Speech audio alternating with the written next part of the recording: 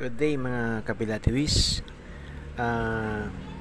In this video, I'm going to share you some maximum cards which I have in my collection. These are some of them. Meron tayong Sherlock Holmes.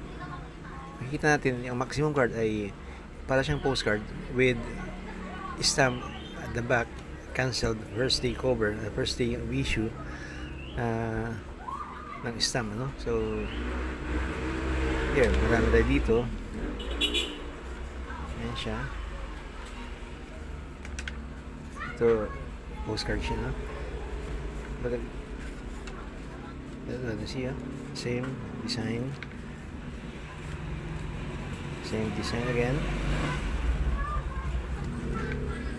But the thing that I would like to share to you is the stamp commemorating the wedding ceremony of King Charles or Prince Charles and Lady Diana Spencer, no?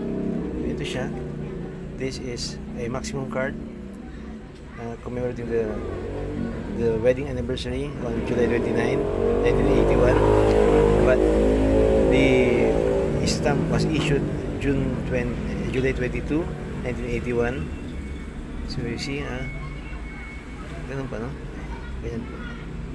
So, sayang hindi siya naging reyna, no? Hindi naging queen consort si Princess Diana dahil maaga siya namatay. You see, this one is 25 pence. You can see the stamp and the cancellation. So, this is called a maximum card. So, I hope that you like the video today and watch for more. See you.